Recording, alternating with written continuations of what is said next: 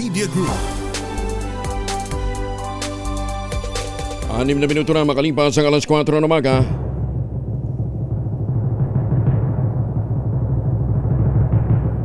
And the Golden Dove for Best Science and Technology Journalist goes to Angelo Palmones, DCRH. Ito na ang 28th KBP Golden Dove Awardee, Best Science and Technology Journalist, si Angelo Palmones sa Magandang Umaga, Pilipinas! DZRH, Magandang Umaga, Pilipinas! Sa DZRH Radio, DZRH TV at DZRH Online.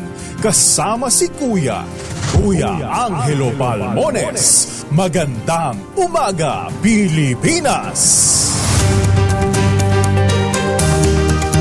Huwebes na tayo ngayon, ika-4 ng Disyembre 2025. Ba? Ibig sabihin nun ito 20 days na lamang Pasko na. Saka nagbabalak magregalo dyan, huwag nyo na yung pahirapan ng inyong sarili sa pagbalot. Kung yan ipapadala nyo lang din ho naman sa akin dito sa DCRH, ano ho.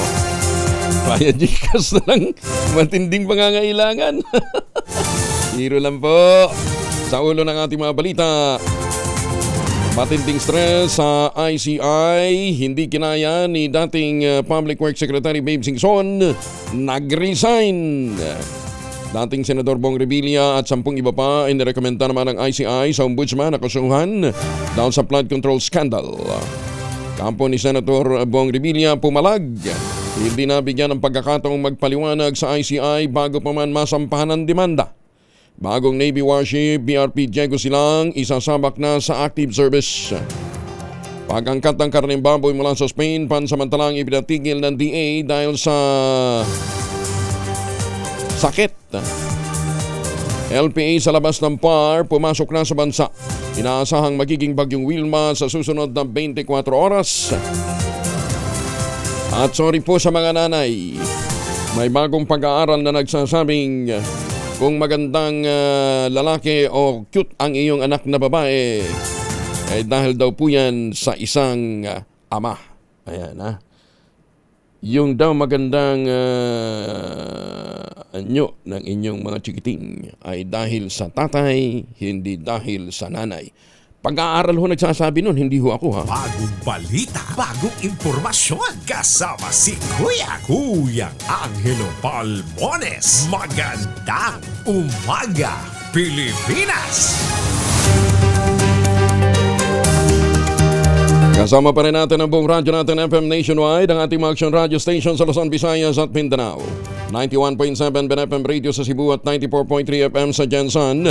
Pumasok na sa Philippine Area of Responsibility ang low pressure area na nasa silangan ng Luzon. Inaasahan itong magiging bagyong Wilma sa susunod na 24 oras. Ayon kay Charmaine Barilla ng Pag-asa, huling namataan ng LPA sa layong 1,075 kilometro east ng southeastern Luzon. Sinabi ni Barilla na batay sa kanilang forecast, tatahakin ito ang direksyong pakalunan, maaaring maglandfall sa ilang bahagi ng southern Luzon, Visayas at Mindanao mula Biyernes hanggang Linggo. Sinabi ni Barilla na sa ngayon nakataas pa rin ang uncertainty kung saan talaga ito tatahak, ngunit ang tiyak ay magpapaulan ito ng Southern Luzon, Kabisayaan at Mindanao.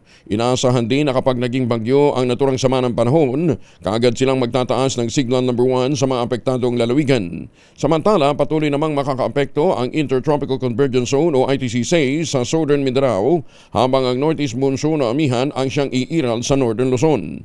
Asahan naman ang localized thunderstorm sa Metro Manila at ilang bahagi ng bansa na maaaring magresulta ng flash floods o kaya landslides.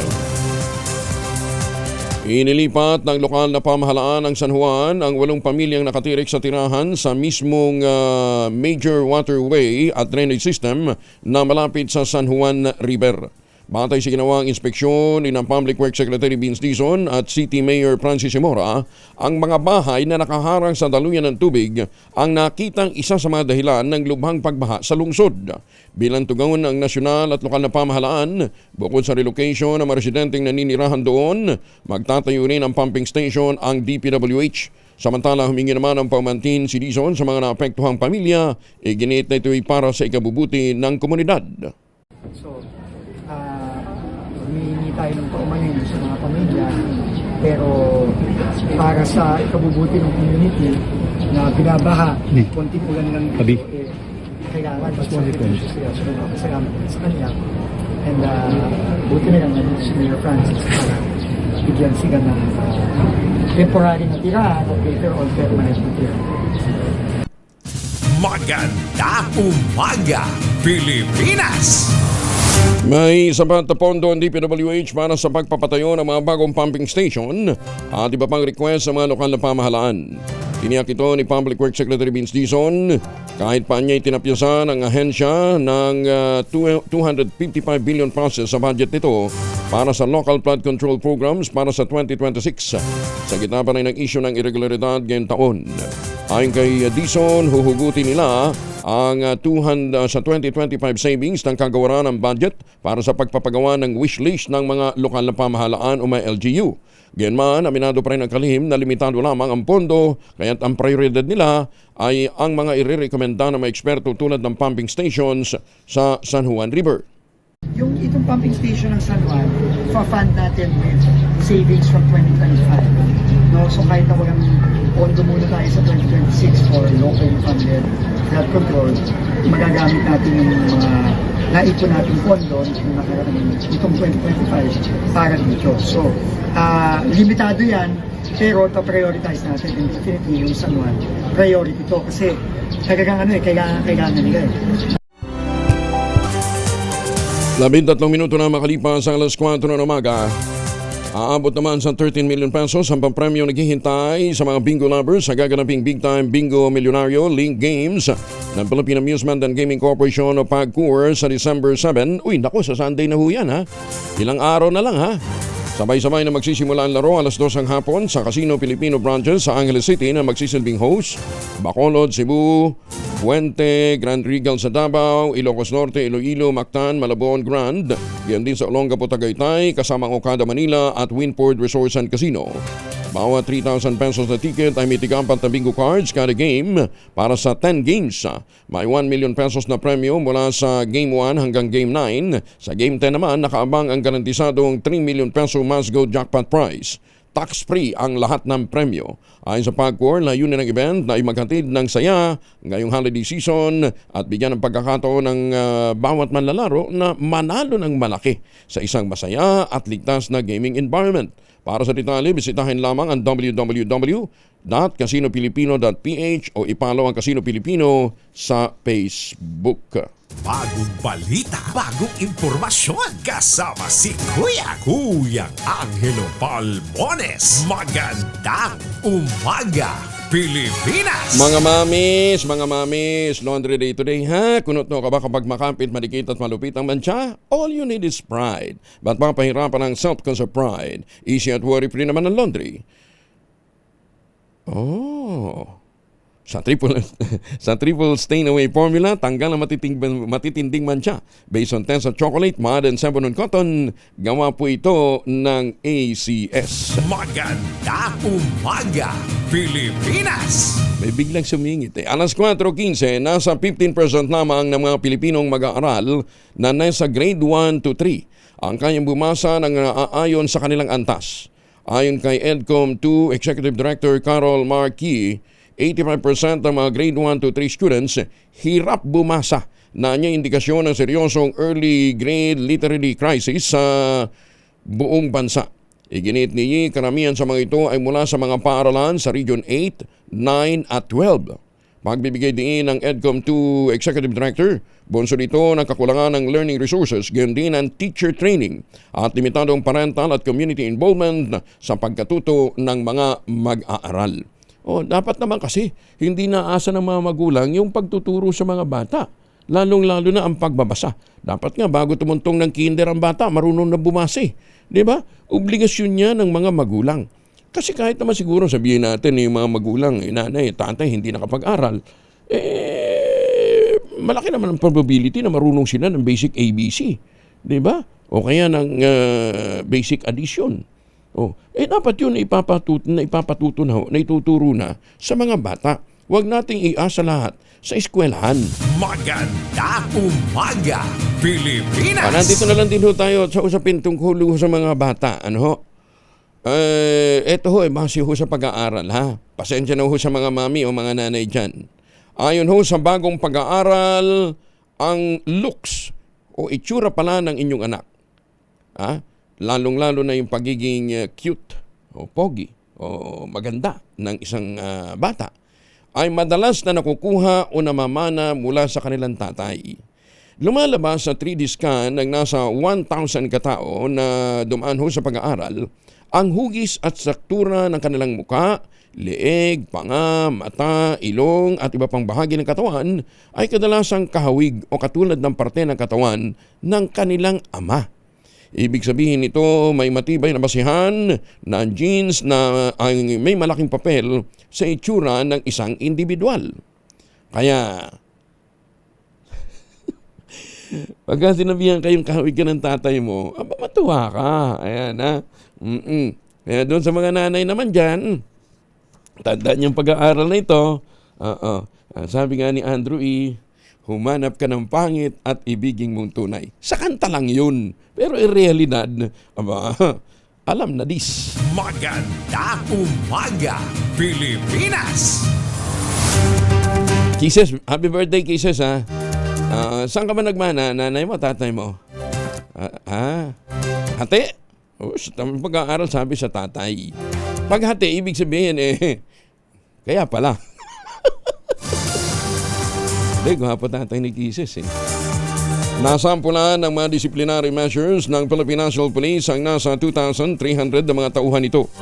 Ayon kay Acting PNP Chief Lieutenant General Jose Melencio Nartates Jr., mula nang maupo siya sa pwesto ay nasa 428 na mga pulis na ang nasibak sa pwesto, 71 ang na-demote, 448 naman ang sinuspende, habang ang nalalabing iba pa ay pinatawan ng administrative penalties. Aminado naman ng opisyal na may mga pasaway pa rin mga pulis, ngunit nagpapatuloy pa rin na niya ang internal disciplinary mechanism at integrity monitoring efforts para malinis ang kanilang hanay.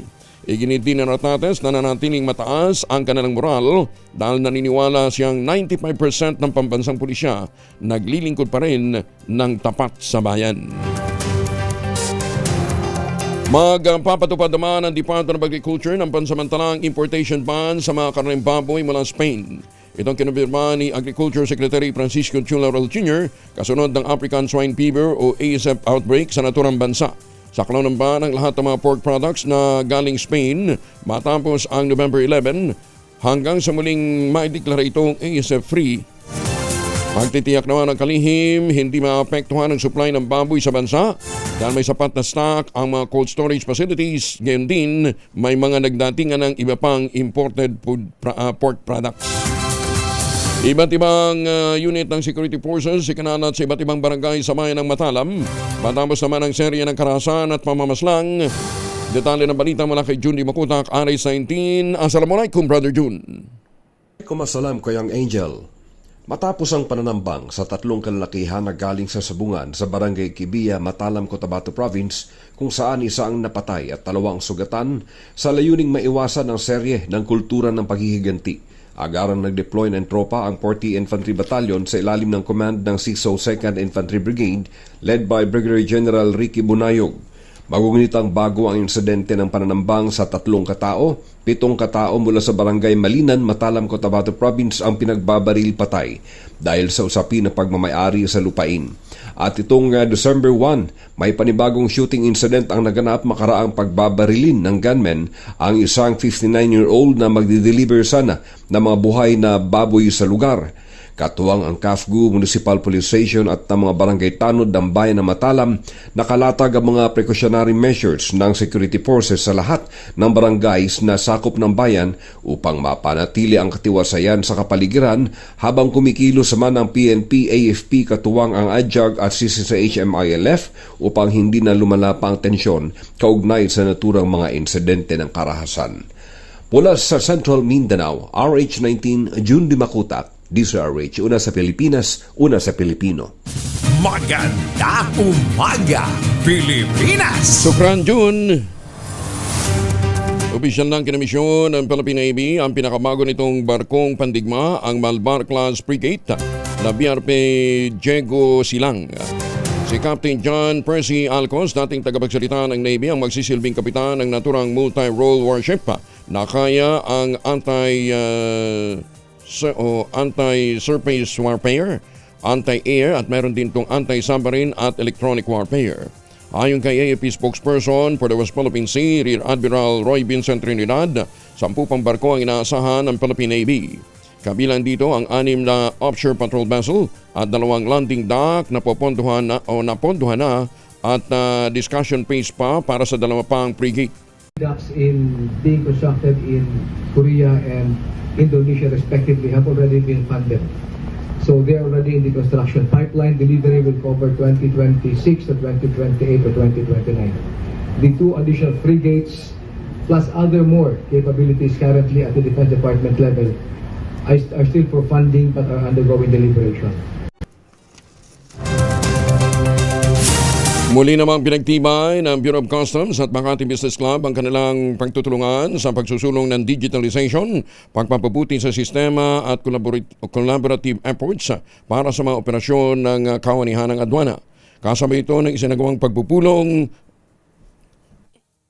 ng mga senior official ng BOC at private sector leaders kung saan binigyan diin ng MBC Executive Director Rafael Apang Pin at Customs Commissioner Ariel Nepomuceno ang kahalagahan ng public-private cooperation tungo sa modernization sa mga proseso ng BOC at pagpapalakas sa trade facilitation sa buong bansa.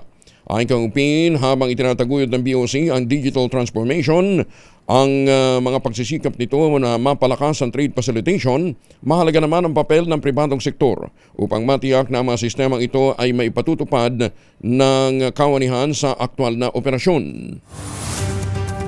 Ayon pa rin kay Pin, habang itinataguyod ng BOC ang digital transformation, ang pribadong sektor ay dapat nasa likod. Sumasaliman na niya yung partnership ng BOC at MBC sa pinagsamang commitment na bumuo ng sistema na magpapalakas sa tiwala, transparency at magbabawas sa pagkantala sa kalakalan.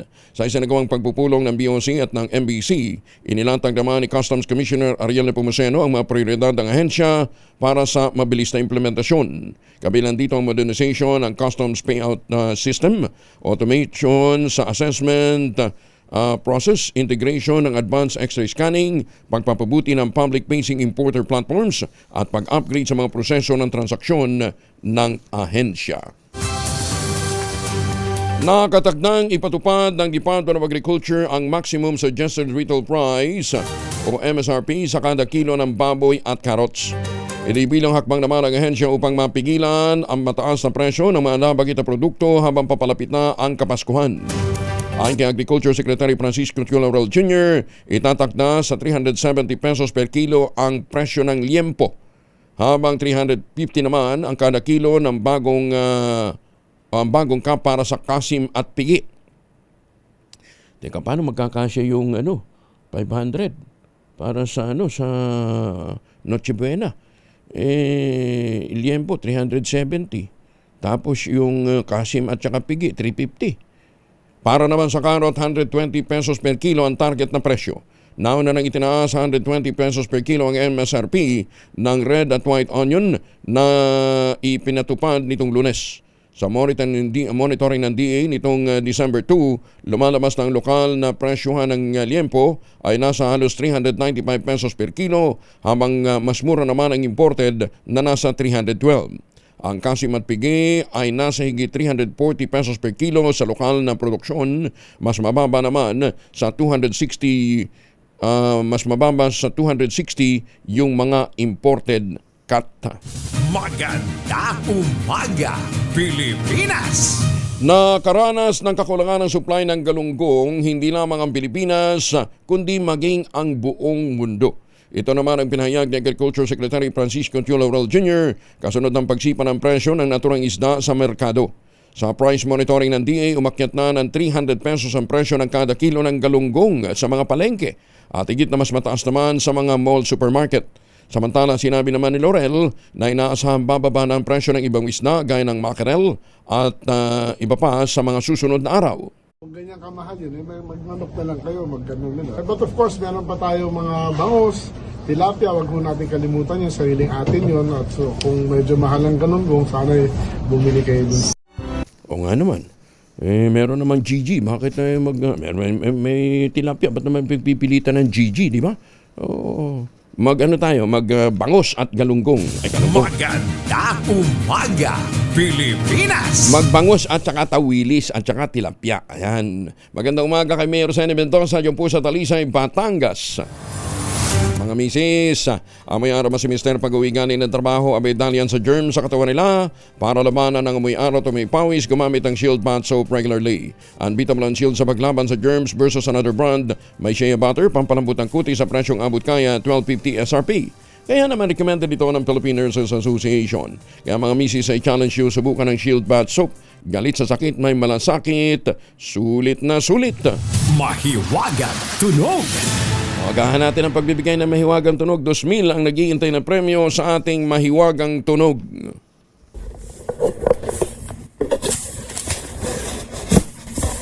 Ayan. Ang clue na lang ganito. Ang clue, ginagawa niya yon kapag Pasko. Ayan, yung Mahiwagang Tunog na yan ay ginagawa natin kapag Pasko. Ang inyong mga sagot, ipapadala po ninyo sa 0919-282-6.5. Sundin ang tamang format po ng pagdetext, empty space, name / address / contact number / at ang inyong sagot. Isang beses lamang po maaaring mag-text sa ating text line gamit ang inyong mobile number. Sa mga sasagot online, kinakailangang meron kayong share batch. So habang kayo po ay naliligo gamit ang Shield Bath Soap, pag-isipan ano ang inyong ginagawa kapag Pasko. Ayan, ha? Hindi yung hindi yung magpapadala ng GCash. Sa akin lang yun. Maganda umaga, Pilipinas! Hoy, matindi to. Si Kim Chiu, pinampahan ng kaso yung kanyang kapatid na si Lakam. Ay, nako. Pera talaga pagka pinag-usapan. Detalye na balita mula kay Morley Alinio. Morley, good morning. Gising na ang showbiz! Rampa na Pilipinas. Good morning, Kuya Angel.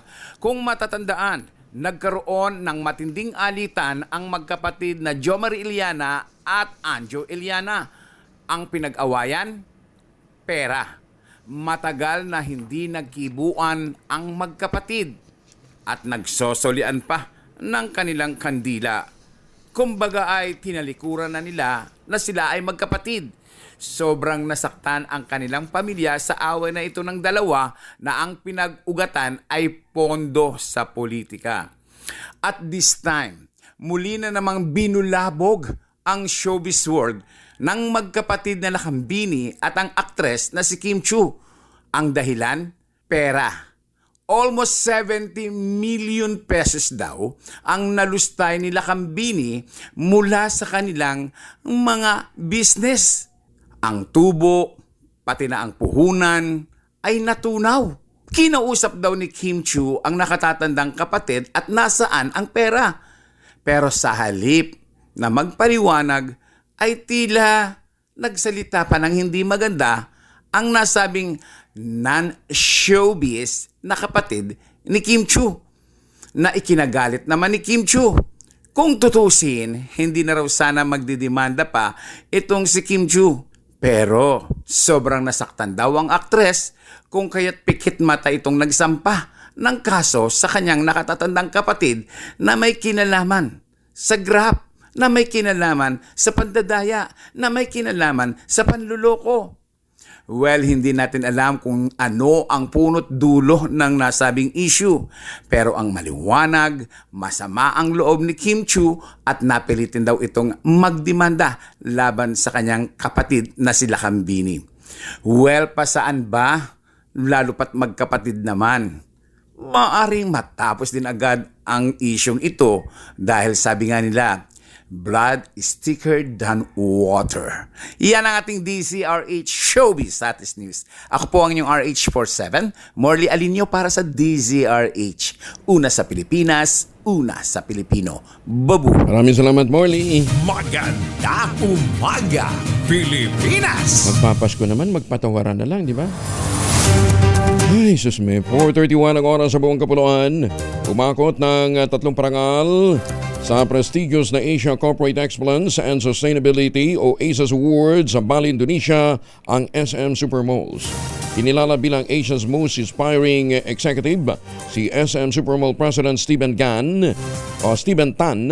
habang kinilala naman bilang Industry Champion of the Year at Top Sustainability Advocate ang SM Supermall sa Asia. Ayon kay Tan, ang natanggap na parangal ay pagkilala sa kanilang mga empleyado na walang pagod na nagtatrabaho para matiyak na ang SM ay hindi lamang isang lugar upang makapag-shopping, kumain o para sa entertainment, kundi plataporma na rin para sa positibong pagbabago. Ang ACES Award ay isang kilalang institusyon na nagbibigay ng pugay sa mga individual at mga kumpanya sa Asia sa natatangin itong pamumuno at integridad, gayon din ang kontribusyon sa sustainability at corporate excellence. Congratulations muli kay SM Supermalls President Stephen Tan. Samantala sa iba pang mga balita, rider sugatan matapos sumalpok sa nakahintong sasakyan na nasiraan sa gitna ng kalsada sa Limay, Bataan. Detalye na balita mula kay Danny Kumilang, RH37. Danny, good morning. Sugatan ng isang rider matapos sumalpok ito sa likurang bahagi ng isang truck na nakahito na nasiraan sa gitna ng karsada sa Roman Highway, Barangay Lamao, Limay, Bataan, alas 6:15 kagabi.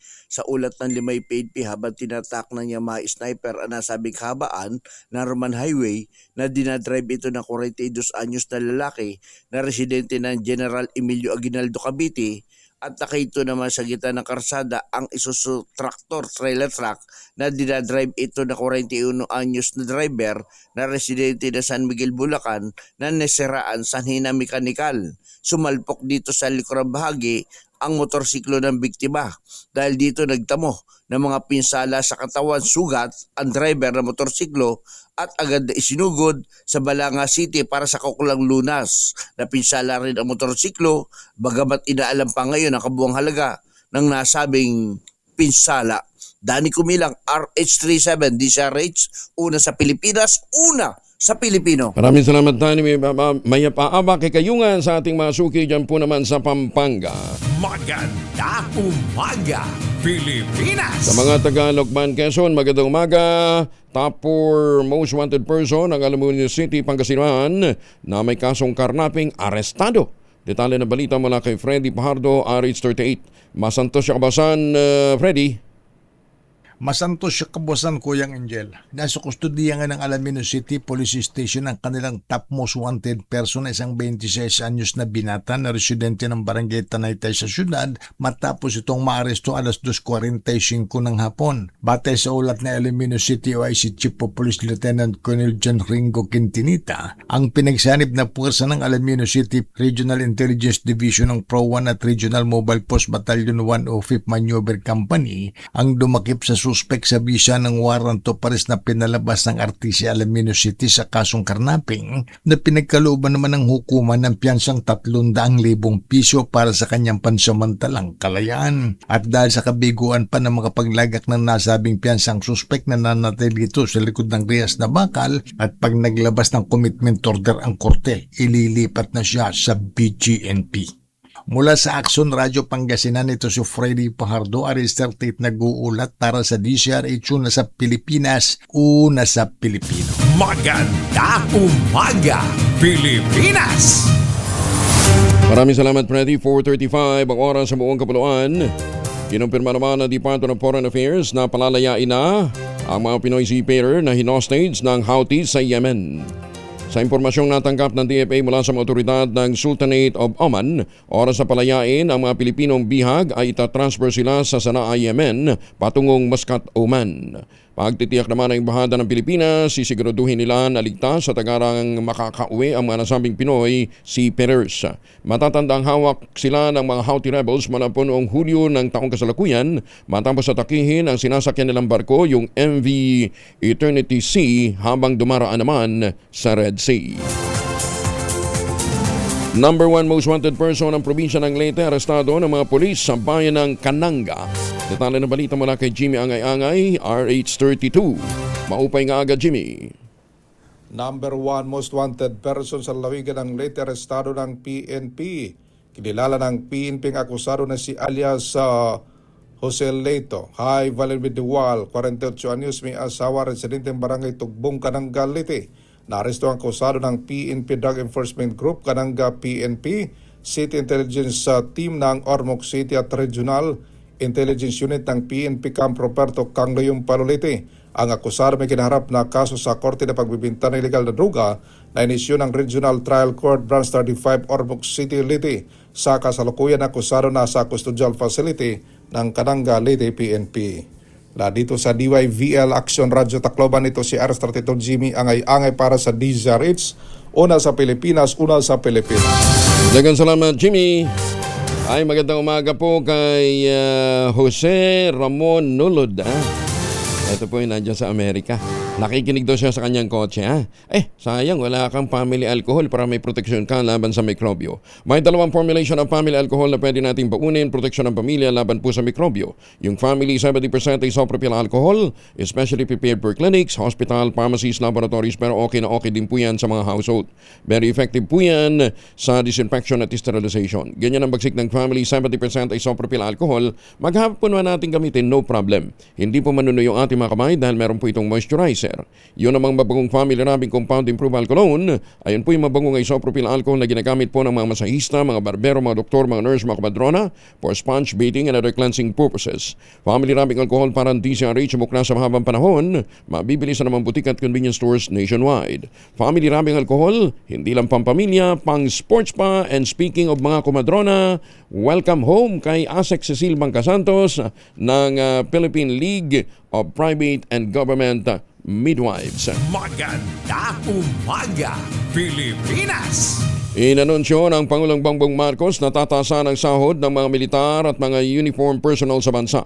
Kabilang dito mga tauhan ng Department of National Defense, Department of Interior and Local Government, Philippine Coast Guard, Bureau of Corrections at National Mapping and Resource Information Authority o NAMRIA.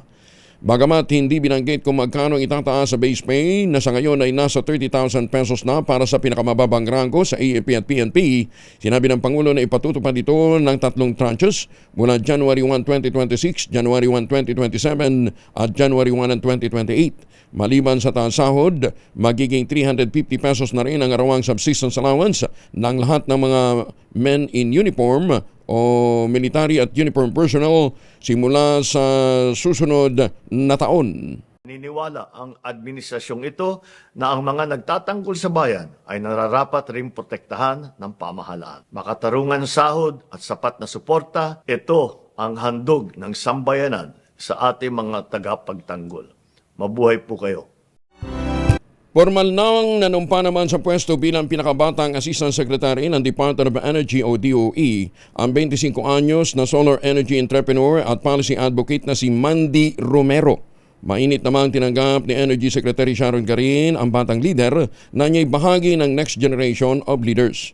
Bago itinalaga sa DOE, kinatawan ni Romero ang Pilipinas sa United Nations 68th Session of the Commission on the Status of Women sa New York. Dito sinulong niya ang pantay ng mga polisiya para sa edukasyon, poverty reduction, rural electrification at food security. Magandang umaga, Pilipinas! Kinakalampag naman ng mga environmentalists ang Department of the Environment and Natural Resources upang tiyakin na may sapat na environmental impact study at konsultasyon sa lahat ng mga stakeholders ng kaliwat kanang land acquisition sa iba't ibang panig ng bansa upang magamit sa pagtatayo ng mga solar farm projects. Magugunit ang isa sa mga tinukoy ni Congressman Mark Juangco ng Pangasinan na dahilan ng matinding pagbaha sa lalawigan sa pagdaan ng malalakas na bagyo nitong taong ito yung solar power project na kumalbo sa daang ektarya na lupain sa paligid ng lalawigan na tinayuan ng mga solar farms. Sinabi po ni Juangco, hindi naman yata tama na dahil sa Renewable Energy Program, masisira ang mga bundok at kapaligiran dahil sa itinatayong mga solar farm. Dati ho naman maraming mga bayan dyan po sa Pangasinan ang hindi nakakaranas ng matinding pag-ulan, ng matinding pagbaha. Pero sa pool ng makalbo yung paligid ng mga bundok at pinagtayuan ho ng mga solar farm, sabi ho ni Congressman Mark, nakaranas na sila ng matinding mga pagtaas ng tubig, mabilis na pagtaas ng tubig na hindi na kinakaya ng kanilang river system. Sa ibang bansa po, ang malawakang solar farms ay itinatayo sa disyerto o kaya naman ay sa tabing dagat, hindi sa bundok o mga productive farms. Sa Pilipinas, maraming malalaking negosyo ang nagtatayo ng solar farms dahil sa feed-in tariff o feed-all program para hindi sila malugi. Ito yung sinisingil ho sa atin na charges, kahit na yung mga lugar na hindi naman kumukuha ng supply ng kuryente mula sa mga renewable sources. Tsaka yung iba matagal na, halimbawa kami sa Mindanao, matagal na ginagamit yung Maria Cristina. Matagal na gumagamit ng tawag dito, hydro. Bakit nung mauso ang pitol, dinagdag pa yun sa mga charges, ito daw po para hindi malugi yung mga investor. Ayan, Kaya maraming mga malalaking kumpanya nagbubuhos ng resources. Saan ka naman nakakita ng negosyong hindi ka malulugi? Dahil papasanin ng taong bayan, ng consumer, ang subsidiya para sa kanila. Habang ang mga regular na mga consumer na naglalagay ng sariling solar power panel sa kanilang mga bahay, hindi naman lubos na nakikinabang sa net metering program upang mapababa ang kanilang gastusin sa paggamit ng kuryente. Binabanggit na ni Kuya Jerry Baha. Sabi niya siya, nag-invest ng malaki sa paniniwalang dahil sa net metering, bababa ang konsumo ng kanilang kuryente. Ang sangil sa kanila, sagad langit. Yung net metering na bumabalik para sa kanya, na nababawa sa kanila, gatinga. Di ba? Sabi niya, kung ano man lang yung charges sana sa regular na per kilowatt hour, yun din ang ibabawas kapag meron kang net metering. Kabilang sa mga pinasisilip ng mga environmentalists ay ang land acquisition ng Solar Philippines ng panibagong 1,300 hektar sa Batangas. Bukod pa ito sa solar farm ng kumpanya ni Congressman Leandro Leviste sa bayan ng Calatagan, Batangas. Teka muna, di ba ito yung naibenta nga ng kay Manny Pangilinan? Nakakala niya very productive na. Nagtataka din ang mga consumer group kung bakit mistulang bulag ang Department of Energy sa kabiguan ng Solar Philippines na tuparin ang kanilang commitment na 10,000 megawatts renewable energy matapos mabigyan ng 10 contracts na, 4 na po. 4 na po mga kontrata, kalahati nito ay malapit nang expire ngayong taon. Sa ngayon, 174 megawatts pa lamang ang naidideliver ng Solar Philippines. Ngunit kumita na ng mahigit 18 billion pesos mula sa kanilang mga investor. Isa pa yun, meron ba tayo sapat na batas para ma-check yung ganyang klase ng non-deliverable, failure to deliver? Diba? Kasi na-enjoy mo na yung perks, nakuha mo na yung investment, pagkatapos hindi mo naman na-deliver yung iyong commitment. Iba talaga pagka ikaw ay nasa pwesto. Maganda umaga, Pilipinas! 45 na makalipas ang alas 4 ng umaga, parada sa 51st Metro Manila Film Festival, kasado na sa December 19. Detalye na balita mula kay Gorgie Rula. Gorgie, good morning! Pinaghahanda na ngayon ng lungsod ng Makati ang parada ng 51st Metro Manila Film Festival na magsisimula na sa December 25. Pero bago yan, bubuksan muna ito ng isang makulay na parada na for the first time ay mag-iikot ito sa ilang bahagi ng Makati dahil ito ang host sa ngayong taong MMFF.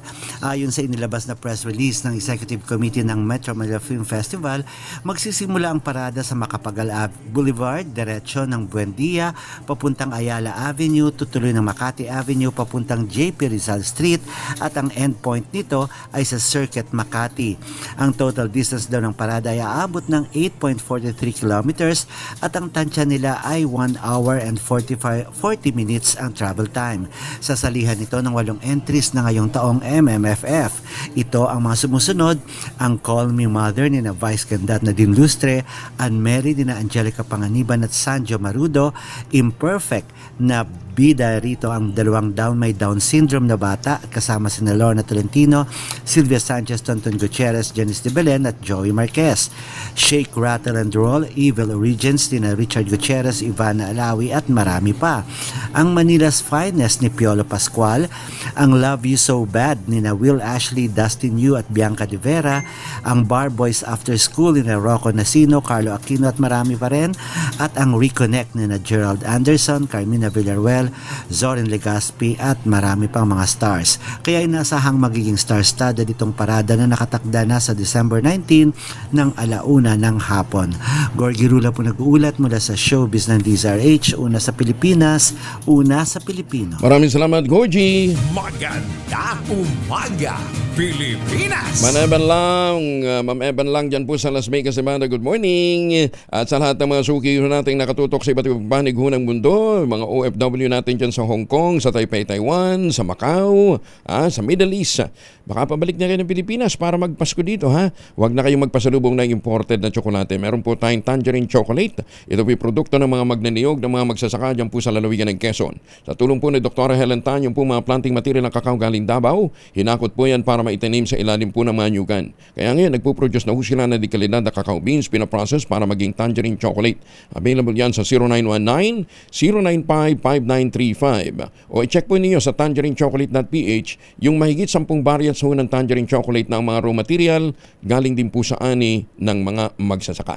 Sabi nga po ni Dr. Helen Tan, sino bang magmamalasakit sa Pilipino kundi ang kapwa Pilipino? Kaya sa bawat tangkilik natin ng tangerine chocolate, pinalalakas natin ang loob ng ating mga magsasaka, pinalalakas natin ang ating lokal na ekonomiya. Tangerine Chocolate, 100% gawang lokal, but taste and looks global. Tinulungan po ito ng DTI at ng DOST. Pakiusap po ni Dr. Helen Tan, tangkilikin natin ang gawang atin, tangkilikin ang Tangerine Chocolate. Maganda umaga, Pilipinas! May aga sa mga katurantanan sa Bayawan, Leyte.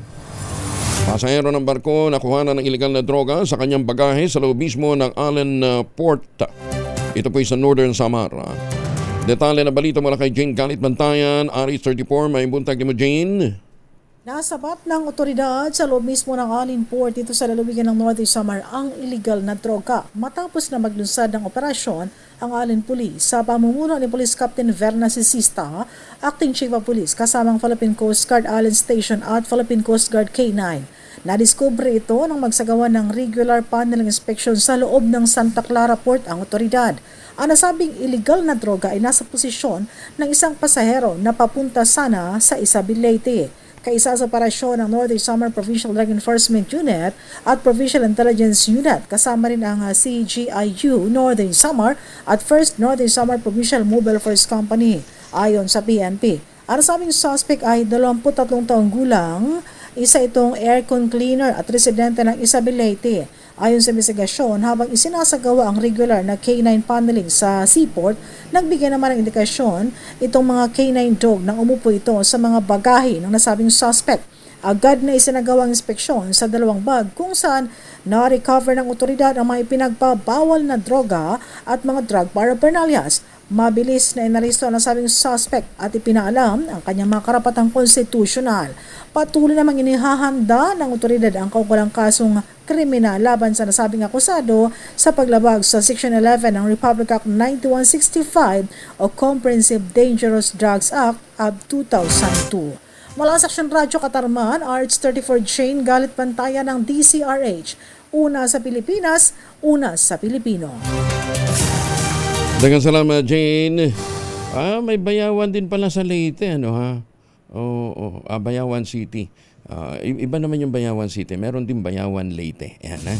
Maganda umaga, Pilipinas! Pinalakas pa ng Bureau of Customs ang mga hakbang nito para isulong ang trade competitiveness at matiyaka ang matatag na supply chain sa isinagawang 4 na araw ng Japan International Cooperation Agency sponsored o JICA sponsored Authorized Economic Operator Workshop dito po sa Maynila.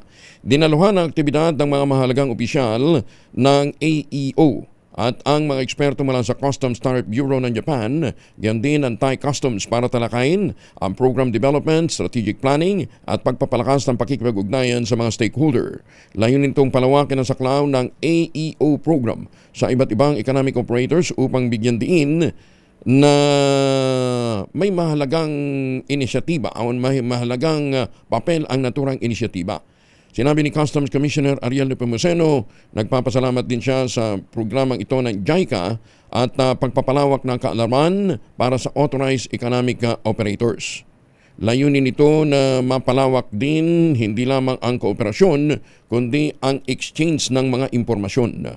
Ayon kay Nepomuceno, ang pagpapalitan ng expertise o ang kaalaman ng mga opisyal ay nagbibigay sa kawanihan ng adwana ng Pilipinas ng praktikal na kaalaman na nagpapahusay sa sistema ng ahensya, nagbibigay ng kumpiyansa para sa pagsunod at nagpapalalim din ang kolaborasyon sa trade community.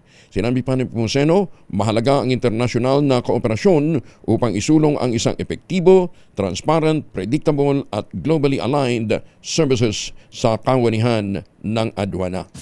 Maganda umaga, Pilipinas! Pinalaga ni Vice President Sara Duterte ang ipinataw na 60 araw na suspensyon ng Kamara de Representantes kay Cavite Port District Representative Kiko Barsaga. Sa isinagawang pahayag ng Vice Presidente, tinawag nitong bahagi ng serye ng pagpapatahimik sa mga kritiko ang ginawa ng Kamara kay Barsaga. Hindi rin naman ito unang beses na hakbang ng gobyerno upang patahimikin ang mga kritiko. Gaya na lamang umano ng ginawang pagdukot sa kanyang ama na si dating Pangulong Rodrigo Duterte, pagsasampa ng inciting to sedition laban sa ilang personalidad at maging siya mismo ay nakasama rin.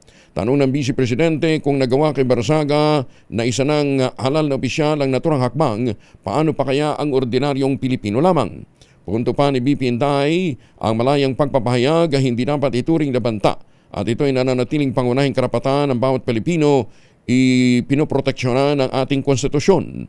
Iginiit ng pangalawang Pangulo, karapatan ng bawat Pilipino ang malayang pagpapahayag, lalo-lalo na ang mga naglilingkod bayan na may tungkuling magsawalat ng katotohanan tulad ni Congressman Kiko Barsaga. Kinastyan din ni retired Supreme Court Associate Justice Noel Tiham ang 2 buwang suspensyong ipinataw ng Kamara kay Congressman Kiko Barsaga. Para sa dating maestrado, sobra sa ordinaryong disiplina at may dalang nakababahalang mensahe sa publiko ang ginawang 60 days na suspension kay Kiko Barsaga. Tila umaakto man niya ang Kamara na gaya ng Thailand sa ilalim ng kanilang mahigpit na batas, yung lese majeste o isang batas na kinukonsidera bilang criminal offense ang mga kritisismo o insulto sa monarkiya o maharlikang pamilya. Punto ng retired justice, hindi lamang ito usapin sa batas ng Pilipinas kundi mensaheng dulot ng nasabing hakbang laban sa kongresista na tila pumipigil o nagpapatahimik sa mga kritiko ng ating gobyerno.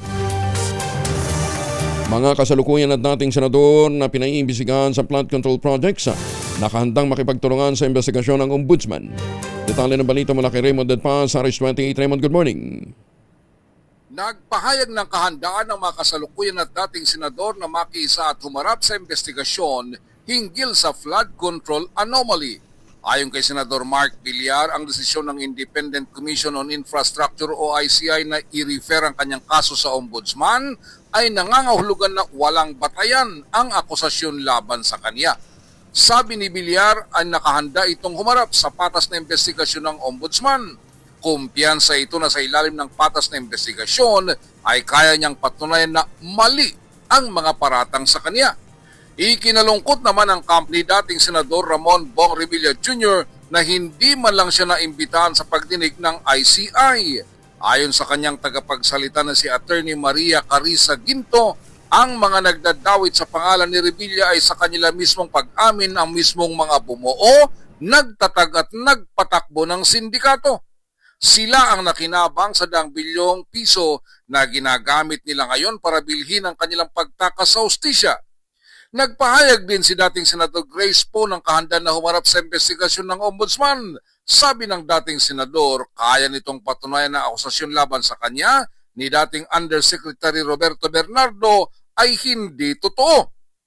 Una na ito inirekomenda ng ICI sa Ombudsman na imbestigahan ang nasabing mga personalidad kaugnay ng flood control Anomaly. Ito si RH28 Raymond Adpas para sa DZRH, una sa Pilipinas, una sa Pilipino. Maraming salamat Raymond at sa kaugnay na balita. Pumalagga ang kampo ni dating Senador Bong Revilla matapos irekomenda ng Independent Commission for Infrastructure. Nasampahan siya ng demanda at iba pang mga individual kaugnay na manomalyang flood control project ng DPWH. Ayon kay Attorney Maria Carissa Ginto, Legal Counsel ni Revilla, hindi nabigyan ng pagkakataon ng kanyang kliyenteng magpaliwanag o depensa ng sarili sa ICI. Sinabi pa ni Attorney Ginto, hindi rin nakatanggap si Revilla ng subpina o kopya ng reklamo laban sa kanya. Sinabi pa ng abogado, simula pa lamang, nagpahayag na ng kahandaan ng kanyang kliyente na humarap sa investigasyon ng ICI, ngunit wala itong natanggap na anumang imbitasyon para ipaliwanag ang kanyang panig. Matindihan niya ang pagkadismaya ng dating senador sa itinatakbo ng investigasyon dahil ipinagkait sa kanya ang fundamental right, ngunit patuloy na naniniwala sa sistema ng hustisya sa ating bansa. Handa rin si Senator Mark Villar na makipagtulungan sa investigasyon ng Office of Ombudsman sa issue ng flood control scandal. Kasunod nito ng rekomendasyon ng Independent Commission for Infrastructure na i-repair sa Office of Ombudsman ang kaso ng senador kaugnay ng naturang kontrobersiya. Naninindigan ng senador malinis ang kanyang record. Walang basihan ang ibinabatong akusasyon laban sa kanya. Kumpiyansa rin si Senator Mark na magkakaroon ng patas na investigasyon para malinis ang kanyang pangalan at mapanagot ang mga totoong nasa likod ng corruption. Oy, teka muna ha. Meron bang isang bagong issue? Umiikot naman ngayon sa social media ang mala Miriam Defensor Santiago moment ni Senator Risa Ontiveros. Nakakagulat to kasi dahil madalas alam ng marami, cool na cool lamang po itong si Senator Ontiveros kapag mainit ang mga diskusyon. Pero sa budget hearing ng Department of Information and Communication Technology, tila na-trigger si Senator Risa Ontiveros sa sinasabing pagsisinungaling ni Secretary Henry Aguda.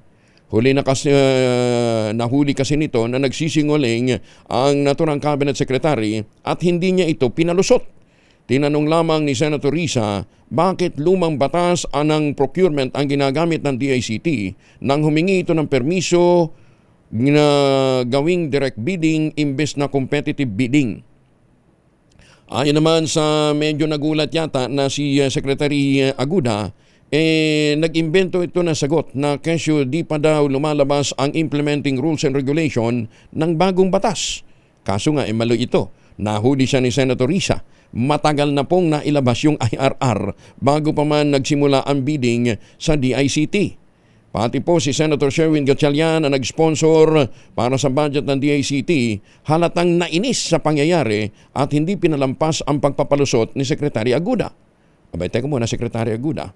Abay, mahirap yung puro motherhood statement ang mga sagot mo, ha? Oo, palusot na ginagawa kapag napupuna ang inyong tanggapan. Lalo na ngayong panahong nagngingit-ngit ang tao dahil sa korupsyon sa flood control project. Huwag sana maging defensive, at dumagdag pa sa iniisip ng Pangulo at ng Palasyo. Iniintay din ho namin yung resulta niyang inyong pinangako na matitigil na o mababawasan na kung hindi man tuluyang matitigil yung pong mga scam na gumagamit ng mga prepaid, hindi na mga prepaid, ng ating mga SIM. Yan, asa na ho ba yun? Yan ba drawing lang?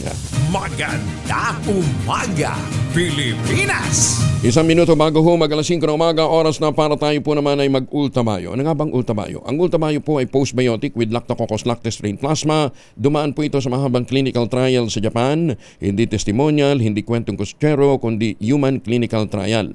Ang bawat kapsula ng ultamayo ay nagtataglay ng 50 billion cells ng Lactococcus lactis strain plasma. Kaya po napaka-potent po nito na pagpasok po sa ating katawan, ina-activate nga po yung PDC, yung plasmacytoid dendritic cell. Yan po yung tinatawag na madalubhasa na commander ng ating immune system. At yan po ang responsable sa pagtataboy ng mga toksin sa ating katawan habang tayo po ay natutulog. Kaya na-achieve na natin ang magandang tulog.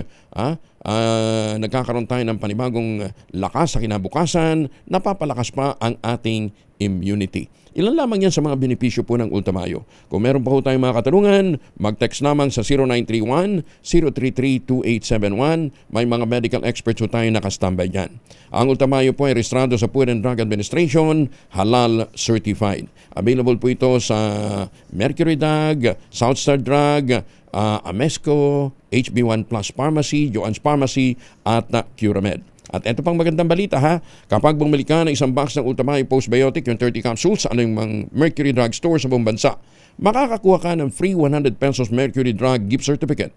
Promo runs until July 31, 2026 only. DOH FDA CFR permit number 0981 series of 2025. Mahalagang paalala, ang Ultramyo ay hindi gamot at hindi dapat gamiting panggamot sa anumang uri ng sakit. Bagong balita, bagong impormasyon. Kasama si Kuya Angelo Palmones. Magandang umaga, Pilipinas! Isang minuto na makalipas ang alas 5. O nga, ang alas 5 na umaga.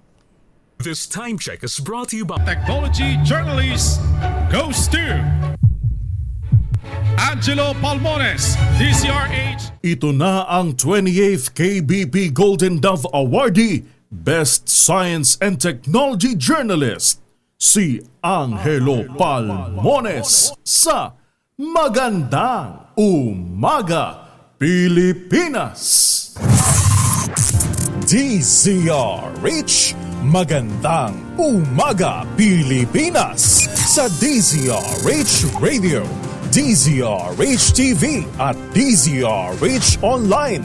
Kasama si Kuya Angelo Palmones. Magandang Umaga, Pilipinas! 3 minuto na makalipas ang alas 5 na umaga. Ngayon po ay Thursday, December 4. Standby lang muna kay Professor Cora Salombides ha.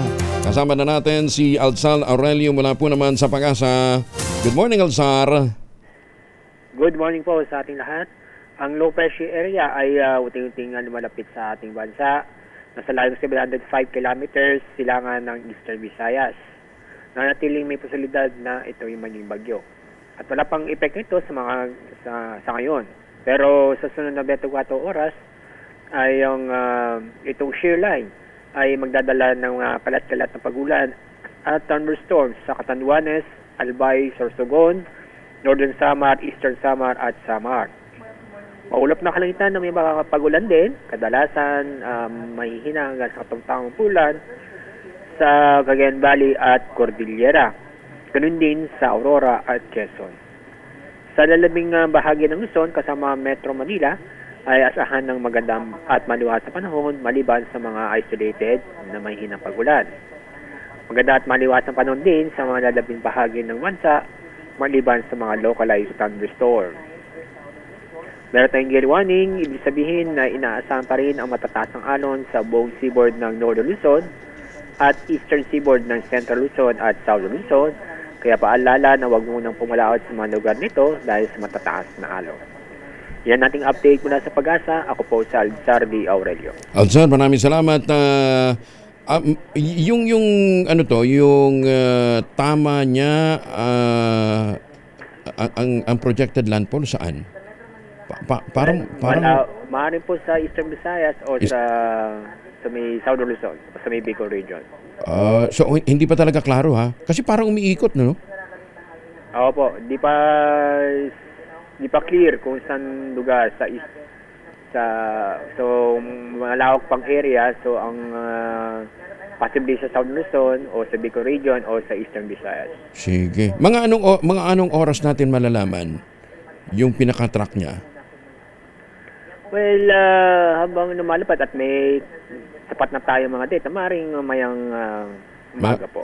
Ngayong umaga. Malalaman ngayong umaga po. Sige. Abangan namin, Alzar. Thank you. Ingat, si Alzar Aurelio mula po naman sa Pag-asa.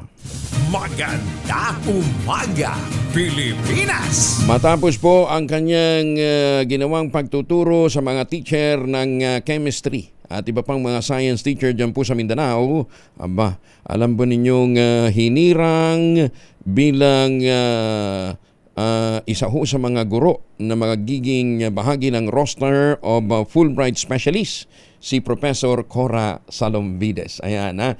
Alam mo yung nakakatuwa tong mga accomplishments ni Prof. Cora, ano ha. Ma'am, magandang umaga po sa inyo and thank you for joining us. Kumusta na po kayo? Okay lang. So I'm actually in Nueva Ecija taking a break. Taking a break. Kailan kayo nakauwi from Mindanao? Sunday. And, Last Sunday. Oo. And how was it? Kumusta ho naman yung mga tinuruan nyo doon? Every time I encounter the Filipino teachers, especially the ones that comes from what we call the last mile school, they are so eager to learn. They are so receptive. They are so participative. Very ideal subject to be taught because, they could not have enough. Alas 5 na ayaw pa nilang umuwi. We started at 8 in the morning. And they came early. The first teacher that arrived at 6:30 in the morning traveled 3 hours coming from top of some mountain in South Cotabato. Mga IP. Pero more than that, Prof, tumatayo balahibo ko every time na nakakausap namin kayo, ha? Despite the good life, maganda naman ho yung katayuan nyo doon sa Amerika, but the passion to teach teachers, is really something that is immeasurable, kaya thank you sa inyong malasakit sa ating pong mga guro, Prof, ha? Sana huwag kayong magsawa. Paano yan? Well, Pasok na kayo sa pumasok kayo sa roster of Fulbright specialists. Pero when I put in my name, ang intention is to work here. Still to work here. Okay. So I've been getting announcement na merong mga available needing specialists in science teaching. Diyos ka, di naman ako pupunta sa Bangladesh, tsaka sa Pakistan, tsaka sa somewhere in Africa. So I'm just waiting for Fulbright to accept our proposal. Parang ganun we'll accept the proposal and then they will say yes. And so then they will take care of me. Like they will recognize and then Fulbright will collaborate with PFST. So it will be a joint venture. So, parang pinahiram ako ng Amerika, parang gano'n. Ayan, kasi ngayon ang gastusin nyo pinapasa ng DOST. Di ba? Sa balik scientist program. Ngayon, balik scientist. Pag Fulbright na ang papasan. So hopefully my first Fulbright stint will be in Kidapawan, your hometown. Wow! Looking forward to that. Prof, teka muna, saan kayo nagtapos ng kolehiyo? Dito ba sa Pilipinas? Sa Central Scholar University. Ayan. But all my postgraduate, I have 2 degrees for both in one sa State University of San Francisco and the other one is San Francisco State University. And how many teachers were trained under you? Sa Coronadal, of course, it's always a group of 50 teachers. 50 teachers. Pero in total, since I've been doing this since I became balik scientist in 2009, almost 10,000 na all over the Philippines. Over 10,000. Sana all. So we can really create an academy of trainer because kadalasan sinasabi ng mga teacher, Ma'am, ito po ang kailangan namin. And then they swear that they will use it, they can use it in the classroom. Because we teach them how to teach using indigenous material.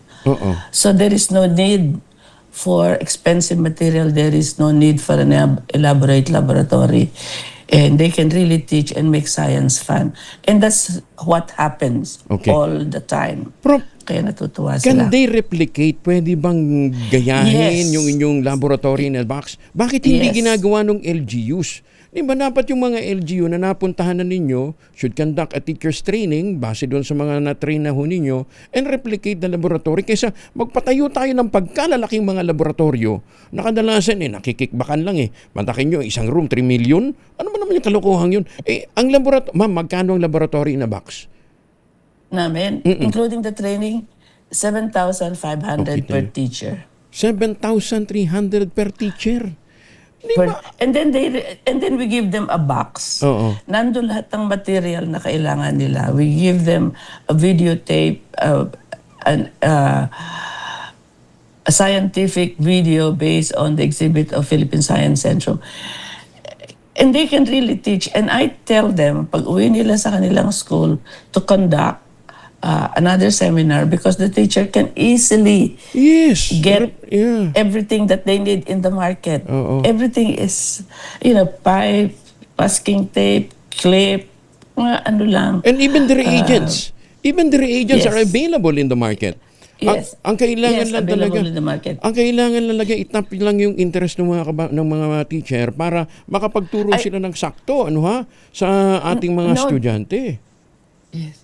Ang mga teacher, they are so interested. They are so interested. One of the teacher na nag-attend nung Saturday, bago siya umalis, she got very emotional. Kasi ready na daw siyang mag-retire because of frustration. But she still has, I think she's only 59. Ay sabi niya, ma'am, pangako, tatapusin ko to. Sabi niya, mas masaya na ang klase ko from now on. Everybody will do experiment from now on. So that was nice. Okay. I always get that, by the way. Continue. I always get that. Prof, huwag kayong magsasawa touching lives and souls ng ating pong mga teacher, lalo na sa mga far-flung areas. Kasi sabi nga natin, ang pag-aaral ng chemistry is not just memorizing the periodic table. It's more than, i-mix ninyo yung mga chemicals na yun para matutunan ng mga bata ano nga bang reaksyon pagka ganitong chemical na ganito. Lahat niyan nandyan sa inyong bakuran, nandyan sa paligid. Hindi mo naman paggagamitin ng delikadong chemical yung bata, Hindi.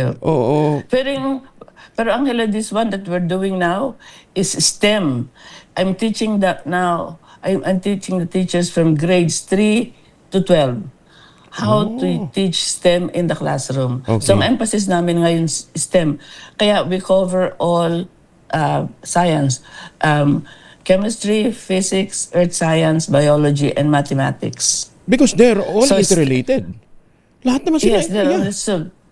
Yeah, it's all STEM now. So, from grade 3 all the way to grade 12. Okay, ma'am. Kaya ang reaction ng mga teacher is, ganun lang, pwede na. I said, yes, ganun lang, pwede na. Oo. And ito hong ibinabahaging kaalaman ni Professor Cora Salumbides, sabi ko nga, ina-adapt na rin ng Fulbright program, ituturo na rin sa iba pang mga bansa na may problema din po sa STEM courses.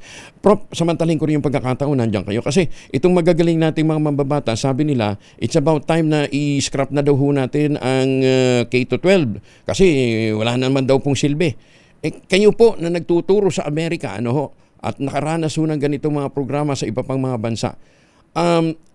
Do we abolish K-12 simply because DepEd has a failure in implementing it properly? Let me go back a little bit. Short lang ito. When I was still teaching in Daly City, California, Daly City is a hub for Filipinos. It's 60% Filipino homeowners ang nandun. Ngayon, maraming dumarating na bata galing Philippines, papasok sila sa amin na they're 14, 15, 16 years old, sa high school na to. Pagpasok nila sa amin, silang pinakamagaling. Galing dito. Right away, they are in the honor roll. Right away, they top the class. Ganon. Meaning to say, kakagaling lang nila ng Pilipinas. Magaling ang pinanggalingan nila when it was K to 10. Kasi noon, ang dami nating subject. Okay? So ngayon, change natin sa K to 12. In my opinion, when we had it K to 10, maiksi siya pero malalim ang tinuturo natin. Ngayon, hinabaan nila K to 12, it is longer, but it's only an inch deep, ika nga. So, yun, in my opinion, sa mga na-encounter sa mga teacher, especially in science, they lack material. Because according to them, they were not really prepared from K to 12. Tapos nung nag-pandemic pa, lalo na yun. Because they were left to do things on their own. To do things on their own. When we started to come in doing this Love in the Box, the second year of COVID, the teachers that we encountered were very happy because they had something to teach with. So bago na yung... So, yun lang. I think ang dapat gawin ng DepEd is really same thing, make the class size smaller, get the teachers better materials to teach with. Teachers only in science are only teaching modules that they themselves made or their colleagues made, and I saw a few. And in my opinion, it needs to be improved, or the module should be a lot better than that. Dapat it's a regular textbook, written by authors that are more knowledgeable, instead na teachers making modules for their for their fellow teachers. So pagbutihan lang yung training ng classroom teacher. Ang hirap kung K-12. Itong ang K-12, ang tagal-tagal bago nila medyo na-normalize. Hindi pa actually normalize, hindi pa nila na-perfect yung system, magbabago na naman sila. So, it's more of That's my empowering. opinion. It's more of empowering the teachers, providing them what they need, Yes. and Of course, develop a because they smaller are the size. Yeah, they're the ones. They're the ones in the battlefield. Yeah. Di ba? They're the ones in the battlefield. Yun lang. Again, thank you for joining us this morning. God bless you, at sana po ay huwag kayong And thank you magkakasakit. to you too. Kailangan pa ho kayo ng ating mga teacher. Ang aming pong saludo sa inyo, ma'am. Ha? Salamat. Okay, thank you. Ingat po kayo. Maraming salamat din. Ayan, Okay, thank you. nice talking to you, Angela. When are you going back to the US? I'm going back at the end of spring, but I will come back July. Ay, thank you. So I'll See stay you there soon. for 3 months. Yes, ma'am. See you Okay, back. Ha? thank you. See you when you're back Okay. here. Thank you.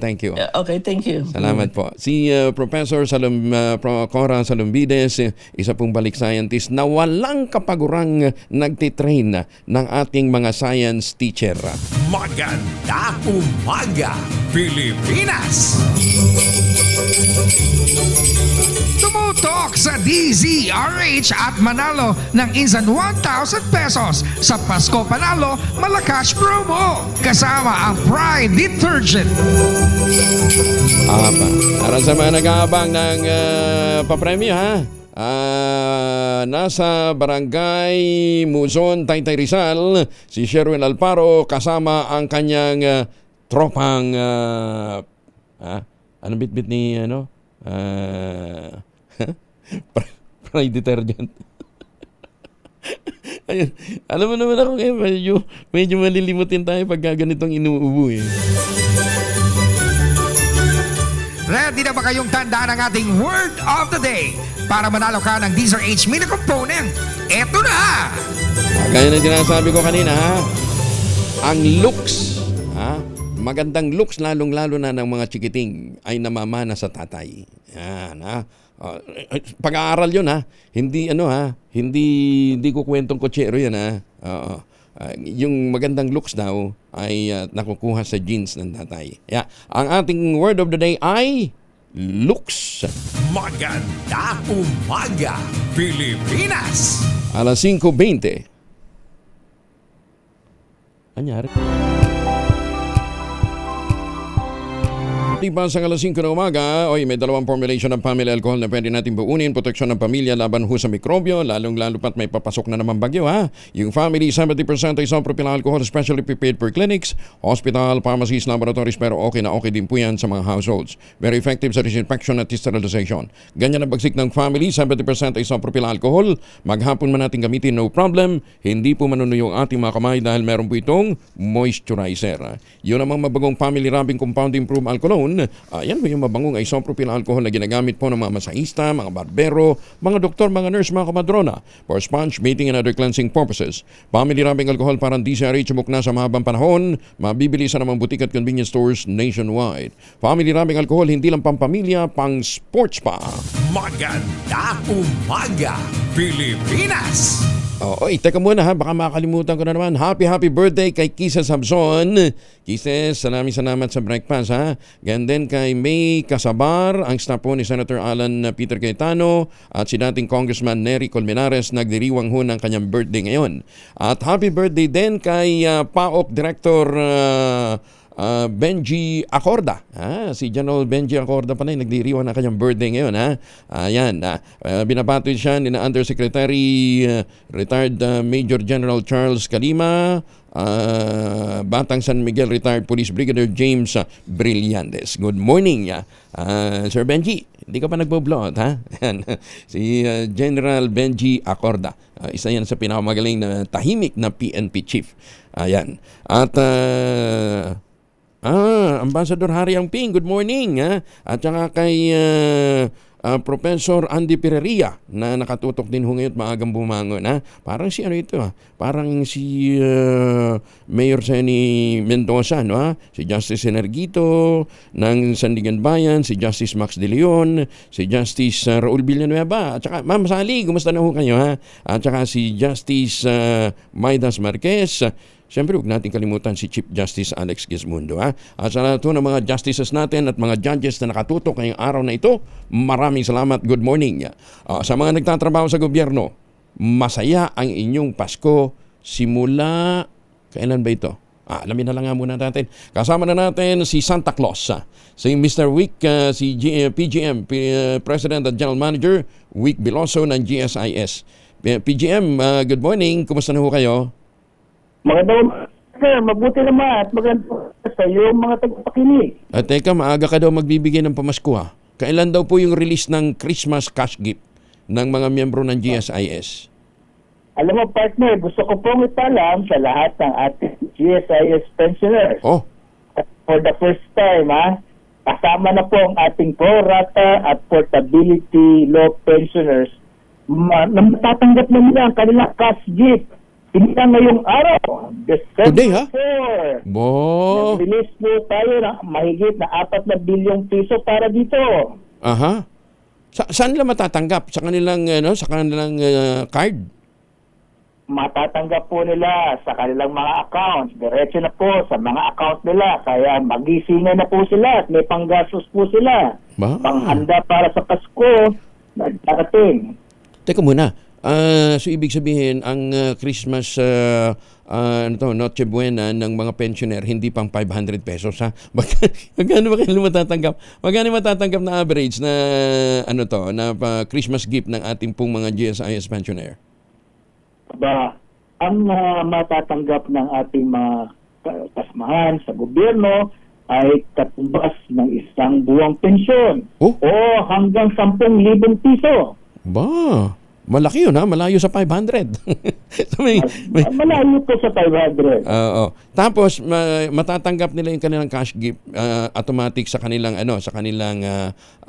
account, paano yung hindi ba pwedeng ibang cash na lang nila kubrahin? Mas madali po, madiretso na po silang mga account po. Baka yung iba kasi ayaw i-report. Isisikreto. Pero sino daw ba eligible na tumanggap ng cash gift? Ang eligible partner ay ang mga pensioners na eligible sa old age, retirement at disability. At lahat ng active ang status at buhay as of November 30, 2025. At nabanggit ko rin kasama yung first time for the first time, ang pro-rata pensioners at portability law pensioners. Ano yung pro-rata? Ano yung pro-rata? Pro-rata pensioners, mga membro na may, halimbawa, 15 taong serbisyo. Ngunit mas mababa sa 15 taon ang kanilang nabayarang premium. Tama na po sila ngayon. Pro-rata na po ang tawag sa kanila. At ang portability pensioners, mga membrong pinagsama ang GSIS at SSS contributions upang maging kwalipikado sa ating social insurance benefit. Okay. Ano naman yung portability law pensioner? Ito, partner, yung galing ka sa private sector, so galing ka sa SSS dati, at sumali ka sa gobyerno, sa GSIS, inilipat yung pag-length of service. Pwede pala yun? Yan, partner. So, ginandahan natin ang ating benepisyo para sa ating nagtatrabaho sa gobyerno. So, huwag na silang magki-claim sa SSS. Pwede na sila sa GSIS na ililipat yung kanilang mga naging kontribusyon from SSS. Yun yung portability law. Tama po yun. Ganun po. Paano mag-apply nun? I-apply pa yun automatic? Ang nagtrabaho, nag-a-apply po ng portability, para ma-qualify po ang kanilang length of service. O kasi mantakin ho nyo yung kapatid ko na nagpaasikaso ng kanyang retirement benefit. Malaki naman yung kanyang tinanggap after several years ng may monthly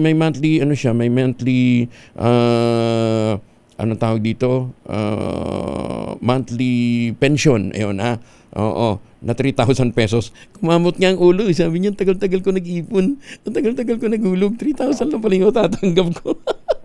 Sabi ko, taasan mo no kasi taasan mo yung contribution mo. Pero yung pala, so automatic, sa sa GSIS, kung magkano yung last na sweldo mo o magkano yung naipon mo, yung magiging basihan ng Ay, ang basihan po natin dito sa iyong pension ay yung last 3 years average pay po ninyo. Regardless kung magkano naging contribution mo way back. Tama po yun.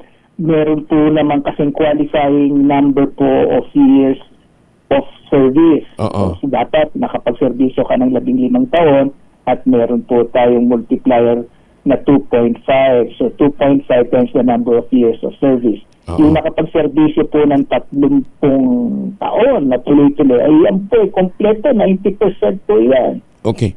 Teka muna, may tanong dito, kailangan daw bang mag-appear bago makatanggap ng cash gift? Kailangan po ang mga kasamahan po natin, lahat naman po yan, nag-appear po yan. Kaya pagka kayo po ay wala pa as of November 30, qualified po kayo dito. At meron din akong gustong banggitin kasi baka umaasa po ang lahat. Meron din namang hindi po qualified tumanggap ng cash gift. Sino yun? Ito ay mga survivorship at dependent pensioners. At meron mag-avail kasi parang ng lump sum, na 5-year lump sum. So, hindi po sila magkuha-qualify. At nung retirees, noong 2021 to 2025, na kumuha ng 18 months cash payment at mga separated members before age 60 na naging pensioner ng 2021 to 2025. So, ito po hindi po mga qualified po ito. Hindi, pinakamaganda siguro mag-inquire na lang sila sa GSIS, para malaman nila. Kung sakaling hindi sila makatanggap ngayon, mag-verify sila. Saan sila pwede tumawag? Tumawag po sa 8847-4747 o kaya sa www.gsis.gov.ph. Yung website po natin, kompleto po yan. Okay. And paano daw? Tapos, social media pages, Facebook, Instagram, TikTok, Viber, o YouTube. Lahat po. Pwede nila. Okay. Paano daw halimbawa kung nagpalit siya ng ATM card o may problema sa account, PGM? Kailangan po pumunta po sa bangko sapagkat doon po natin diretso credit. Ngunit kung pumunta sila sa bangko, kumakuha sila. Okay. At least magkaliwanag ka. Anyway, kung may mga concern sila, tawag na lang sila doon sa sa mga numerong binanggit nyo o doon sa mga sa Facebook page GSIS Cares at gsis.gov.ph Diyan mo o kaya sa 8847-4747. Kadaling tandaan Yung po yung mga contact details na po pwede yung tawagan. PGM, maraming salamat and good morning. Merry Christmas. Maraming salamat din po at maligayang Pasko sa inyo mga pinapakinig. Salamat po. Si PGM Wick Beloso ng GSIS. Maganda umaga, Pilipinas! Brother Manny De Leon, ayan, kumusta ka rin isa ho sa mga naging estudyante niya si PGM Wick Beloso. 34 na makalipas ang alas 5 ng umaga. Ang oras na yan ay hatid sa inyo ng Makalipas ang alas 5 ng umaga, muli para ho sa mga kababayan natin pabalik ng Pilipinas, huwag na hong magpasalubong na imported na tsokolate. Meron po tayong tangerine chocolate. Sa tulong po ni Dr. Helen Tanyong po mga planting material ng kakao galing Davao, hinakot po ito galing po sa dinala po dyan po sa lalawigan ng Quezon para maitanim sa ilalim po ng mga nyugan. Kaya nga nagpuproduce na ho sila na dekalidad na kakao beans pinoprocess para maging tangerine chocolate. Available sa 0919-095-5935. I-check po ninyo yung mahigit 10 variants na ang mga raw material ay galing din sa ani ng mga magsasaka sa tangerinechocolate.ph. Sabi nga po ni Dr. Helen Tan, sino bang magmamalasakit sa Pilipino kundi ang kapwa Pilipino. Tangerine Chocolate 100% gawang lokal but taste and looks global. Tinulungan po ito ng DTI at saka ng DOST. Tangerine Chocolate 100% gawang atin. Pakiusap po ni Dr. Helen Tan, sana ating tangkilikin. Tangerine Chocolate 100% gawang Pinoy. Ipinagmamalaki ng mga taga-lalawigan ng Quezon. Tumutok sa DZRH at manalo ng Insan 1,000 pesos sa Pasko Panalo Malakash promo kasama ang Pride Detergent. Kasama nga po ang Tropang Pride ni Sherwin Alvaro. Nandyan sila sa Barangay Muzon, Taytay, Rizal. Sherwin, go! Yes, Kuya Angel, magandang umaga at nandito nga tayo sa Barangay Muñoz sa Taytay, Rizal sa Nits Grocery. Yan, Nits Grocery. Yan, magandang umaga. Binaba. Good morning po, Ninita po. Ninita, Gunner. Teka muna. Si Ate Ninita. Sherwin. Barangay Muñoz ba yan? Barangay Muzon? Muzon. Barangay Muzon. Ginugulo mo eh. Ginugulo mo eh. Barangay Muzon. Ayun. Sa Barangay Muzon. Dito yan sa Taytay, Rizal. Okay. At huling-huli nga natin si Ate Nits Ganer na tubong sa probinsya nyo. Isabela po. Ang mga Ganer, taga Isabela. Opo. Batiin mo naman yung mga taga Isabela. Hi, Ate Sean. Alam mo ko nanonood si Ate Sean at saka si Kuya Bingo Bulatahu. Ayan. Hello. May mga kilala pa si mga suki natin. Sino? Eric Rodriguez. Si Eric Rodriguez. Ayan. Yung mga nakakatsunin daw ngayon sa Isabela. Saan sa Isabela, Nay? Sa Minagbag po. Minagbag, Quezon, Isabela po. Sa Quezon. Oo. Akala ko taga-Kawayan kayo. Iba pala. Oo. Siya, sige.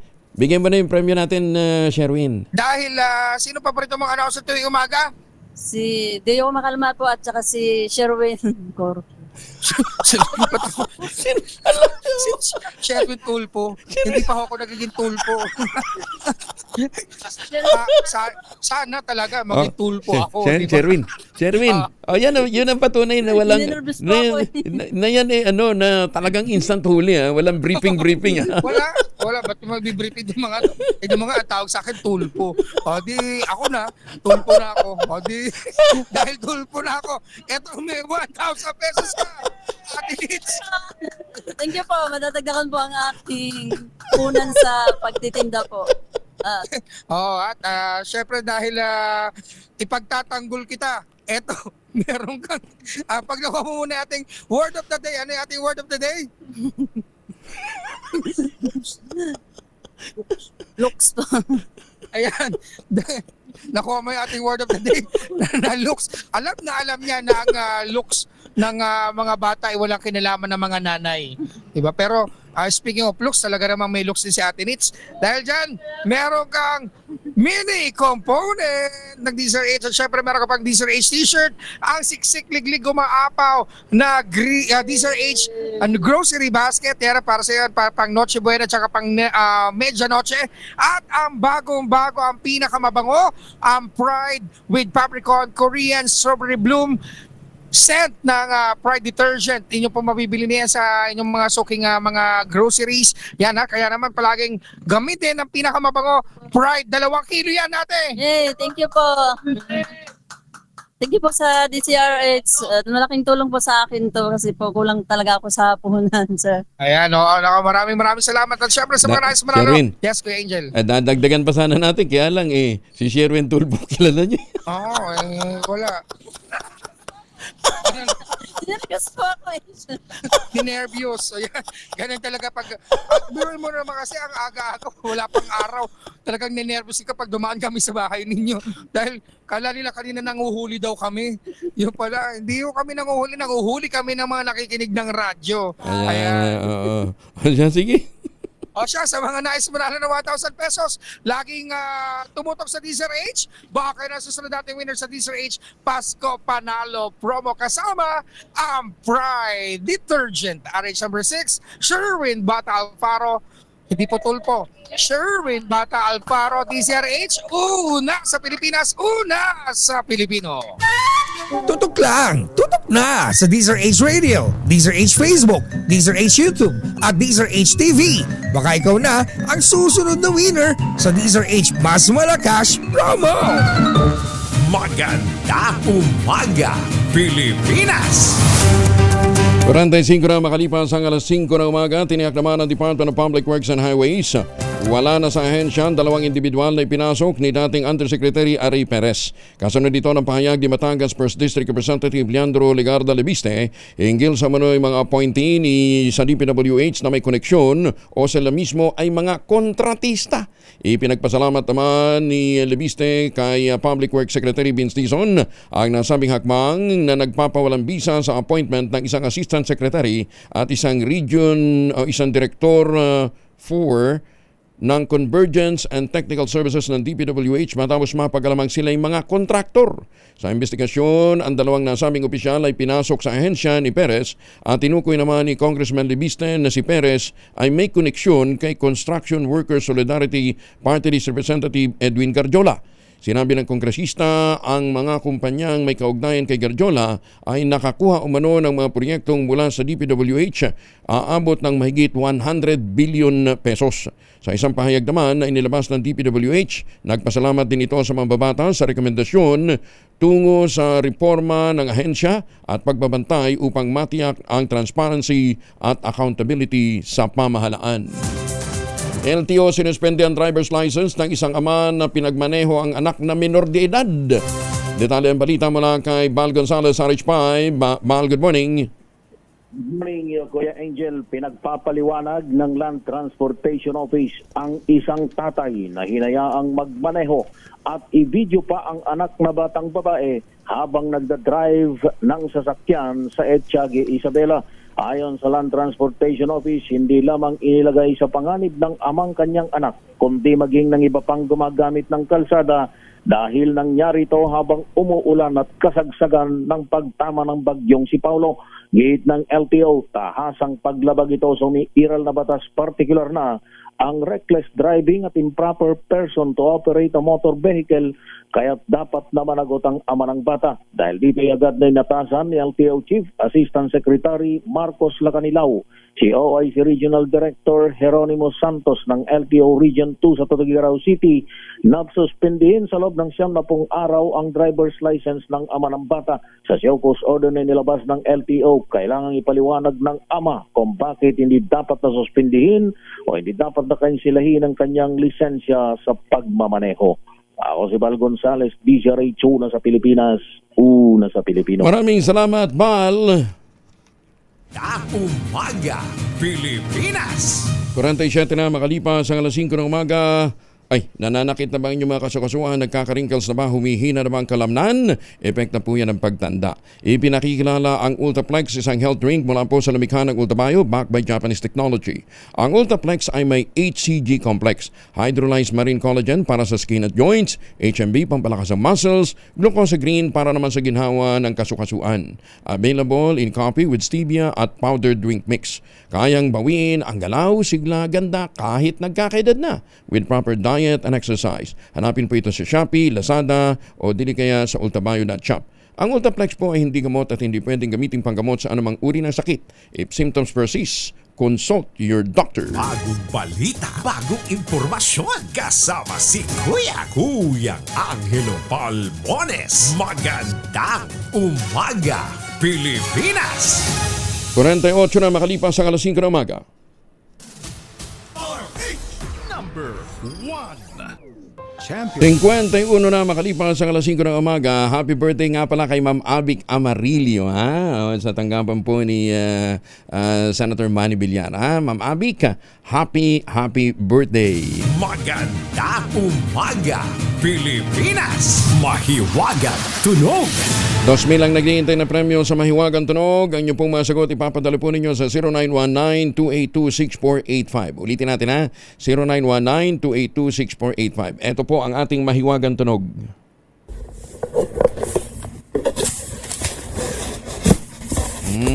Uso yan ngayong Pasko. Ayan ha. Ang inyong mga sagot, ipapadala nyo dun sa numerong binanggit natin. Sundin ang tamang format ng pagte-text. Empty space, name slash, address slash, contact number slash, at ang inyong sagot. Isang beses lamang po maaaring mag-text sa ating text line gamit ang inyong mobile number. Dalawang items yung hinahanap natin dyan ha, na parehong ginagamit kapag panahon ng Pasko. Ayan ha. Isang beses lamang po maaaring mag-text sa ating text line gamit ang inyong mobile number. Sa mga sasagot online, kinakailangang meron po kayong sharer badge. Maganda umaga, Pilipinas! Nakapagpapababa ng posibilidad na magkaroon ng breast cancer, prostate at colon cancer ang pagkain ng broccoli ng 3 beses hanggang 5 beses kada linggo. Kaya doon sa mga mamamalengke ngayon ha, tandaan ho ninyo ang bisa po ng broccoli. Dahil ito sa bitaminang taglay ng broccoli na tumutulong sa katawan para malabanan ang abnormal cell growth. Ang broccoli ay mayaman sa mga antioxidants at bioactive nutrients na tumutulong na malabanan ang pamamagayong inflammation, palakasin ang ating immune system at suportahan ang natural na proseso ng detox o pag-detox sa ating katawan. Bukod sa anti-cancer na katangian nito, ang broccoli ay nakatutulong din para sa kalusugan ng puso, tibay ng mga buto at digestion. Dahil sa napaka-flexible po nitong gulay, pwede itong gawing salad, stir-fry, sopas, pasta, o kahit sa simpleng pag-steam lamang at gawin ng ulam. Maganda umaga, Pilipinas! ICI tiniyak na hindi mabubutasan sa pagbibitayo ni Commissioner Babe Singson. Detalye na balita mula kay Giselle Ricaport, RH15. Giselle, good morning. Good morning, Kuya Angel. Siniguro ng Independent Commission for Infrastructure na hindi sila mabubutasan sa pagbibitiho ni Commissioner Babe Singson. Ayon kay ICI Chairman Andy Reyes, tuloy lamang ang kanilang trabaho kabilang ang pagsasagawa ng investigasyon. Desisyon na anya ng Malacanang kung sinong ipapalit kay Singson. Sabi pa ni Reyes, hindi na nila concern kung sinong papalit sa miyembro dahil nasa kamay na anya ito ng Pangulo at masyado ring abala ang komisyon ngayon. Ipinagpag ng chairman na 2 na nilang kasama sa komisyon ang nagbitiw kasama si Baguio City Benjamin o Mayor Benjamin Magalong na dating special advisor ng Independent Commission. Nang tanungin kung paano masisiguro na dapat panatilihin ng ating mga kababayan yung kumpiyansa at tiwala sa komisyon, sinabi ni Reyes na halos laban na sa lahat ng sangkot yung isinampa nilang referral sa ombudsman. Pakinggan natin. We have been fighting almost against everybody already. I think that's enough trust that we are building on for the Filipino people. We can continue investigative work on table basis, not hearing basis. Una nang kinumpirma ng chairman yung resignation ni Singson kahapon, epektibo sa December 15 dahil umano sa grabing trabaho sa komisyon na naka-aapekto na sa kanyang kalusugan. Ito si Giselle Ricaport para sa DZRH, una sa Pilipinas, una sa Pilipino. Maraming salamat, Giselle. Tsaka marami pang ibang underlying reasons. Tsaka hindi na ho nakakagulat yung pagbibitiw ni Secretary Babes. Kasi weeks ago, sinabi na yun na talagang matindi ang kanyang pagka-disillusion sa itinatakbo ng investigasyon ng ICI. Babaeng nagbebenta ng shabu, patay ng pagbabarili ng katransaksyon sa Antipolo. Detalye na balita mula kay Ejel Parosa, RH52. Ejel, good morning. Ejel, dead on the spot, ito isang babaeng tulak umano ng shabu matapos barilin sa ulo ng kanyang binentahan sa barangay Kupang, Antipolo City. Ayon kay Police Lieutenant Colonel Mark Henry Garcia, Acting Chief of Police sa Antipolo, agad din namang naaresto itong suspect sa isinagawa nilang hot pursuit operation kahapon. Batay sa initial na investigasyon, napikon itong gunman matapos pagbumurahin ng biktima dahil siya tumanggi ng bentahan ng illegal na droga. Makikita sa CCTV footage, sinundan pa ng suspect itong babae saka malapit ang tiningga habang naglalakad. Negatibo naman sa paggamit ng illegal drugs itong salarin, pero mayroon siyang 16 warrant of arrest para sa kasong robbery.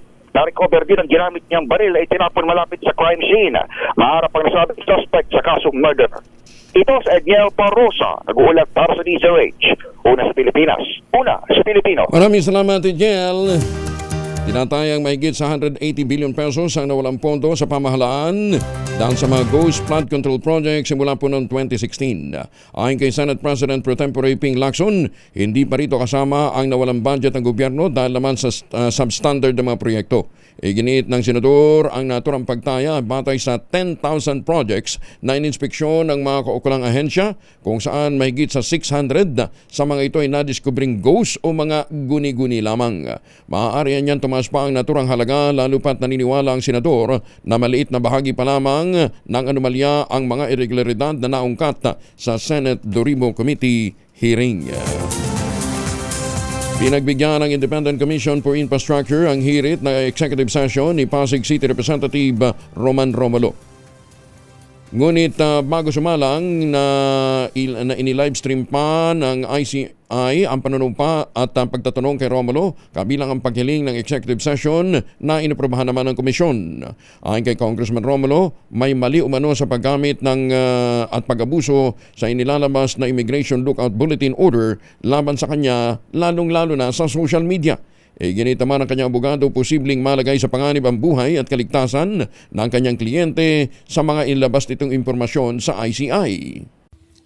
Considering the nature of today's session and inquiry, the live stream of these proceedings, Your Honors, could be misused by members of the public to malign the reputation of the good congressman, and would create an environment that would not favor an impartial deliberation on the matter at hand, Your Honors. And to prevent, Your Honors, the potential harm to the reputation and life of the good congressman, Your Honors. Samantala, nanindigan naman si Bulacan 1st District Representative Danny Domingo na sa Independent Commission for Infrastructure, hindi siya tumanggap ng kickback mula sa flood control projects. Ayon kay Congressman Domingo, pinatunayan niya ito sa kanyang pagsalang sa executive section sa ICI at tinutugunan na rin ng nasyonal at lokal na pamahalaan ang isyu ng mga pagbaha sa Bulacan. Sa Bulacan ay ina-address po ng pamahalaang nasyonal at ng pamahalang lokal. Okay. Nalig po kami na sa patuloy pong mga proyektong ibababa ay matutugunan na rin po yung problema sa bahay. Nang tanungin naman si Congressman Domingo kung kilala niya sina Engineer Bryce Hernandez at JP Mendoza, ang tanging sagot ng kongresista, mga opisyal ito ng DPWH sa kanyang distrito at ngayon naharap sa flood control scandal. Wala siyang direktang denial o pag-angkin na kilala niya yung dalawa. Susunod na ang ACS Balita at ang 2x2. Kuya Angel po si Angelo Palmones, nag-iwan sa inyo na isang magandang umaga. Maraming salamat sa inyo walang sawang pagsubaybay, pakikinig at pagtitiwala. Magtanim ng kawayan para sa kalikasan at kabuhayan. Ang ating quote of the day ngayong araw nito ay mula po kay dating Senador Miriam Defensor Santiago. Ang sabi niya, if you throw garbage into the ocean, it is called pollution. If you throw a corrupt politician into the ocean, it is called solution. Bagong balita, bagong impormasyon. Kasama si Kuyang Angelo Palmones. Magandang umaga, Pilipinas! ACS na ng umaga. This time check is brought to you by ACS Manufacturing Corporation, ISO certified, maker of world-class.